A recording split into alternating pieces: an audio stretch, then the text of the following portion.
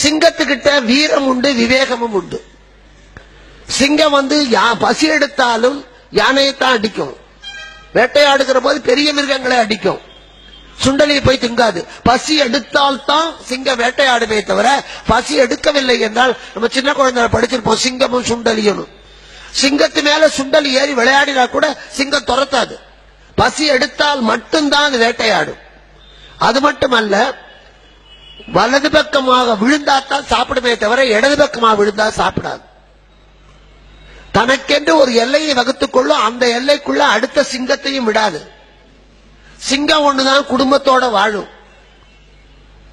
இந்த பெரிய பண்புகள் இருக்கிறதுனால தான் காட்டுக்கு ராஜா சிங்கம். சிங்கத்தை விட சிறுத்தை தான் வலிமையானது. ஆனா சிறுத்தை ராஜா இல்ல, புலி நினைச்சா சாப்பிடும். அது மட்டும் இல்ல, சிங்கம் வேட்டையாடி விட்டு அதனுடைய குட்டிகளை சாப்பிட சொல்லி பெண் சிங்கம் சாப்பிட்டு தான் சாப்பிட்டுட்டு மிச்சத்தை அங்கேயே போட்டுட்டு போயிடும். அதனால சிங்க வேட்டை நடந்தா மற்ற மிருகங்கள் நமக்கு விருந்து கிடைக்கும் காத்திருக்கும். புலி அப்படி இல்ல, தின்னுபிட்டு மிச்சத்தை இழுத்துக்கிட்டு போய் காய வச்சு வத்தல் போட்டு திங்கும். அல்பம், புலி அல்பம். அதனாலதான் பெண்களை புலிம்பாங்க, ஆண்களை சிங்கம்பாங்க. வீட்டுல 4 கோலக்குழா இருக்கும். நாத்தனார் வருவா திருவிழாவுக்கு, அண்ணே ஒரு கோலக்குழா எனக்கு கூட. இல்லம்மா, இது வெள்ளிக்கிழமை போடுறதுக்கு, அது செவ்வாய்க்கிழமை போடுறதுக்கு, உனக்கு அடுத்த திருவிழாவுக்கு வாங்கி தருவேன்பா. கொடுக்க மாட்டா, மனசு வராது. அந்த ஆண் சிங்கம் அவன் 2 பக்கம் பார்க்கும். சிங்கம் தான் இப்படி பார்த்து நடக்கும்.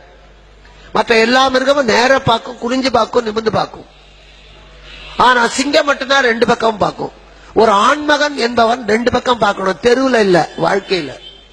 பெத்தவளையும் பார்க்கணும், கட்டினவளையும் பார்க்கணும். தன்னை பெற்றவர்களையும் பார்க்கணும், தனக்கு பிறந்தவர்களையும் பார்க்கணும். வீட்டையும் பார்க்கணும், நாட்டையும் பார்க்கணும். இப்படி 2 பக்கத்திலேயும் பார்வை செலுத்தக்கூடிய, நல்லது கெட்டது 2ஐயும் பார்க்கக்கூடியவனுக்கு பேர் தான் ஆண் சிங்கம். அப்படி இல்லைன்னா அது அசிங்கம்.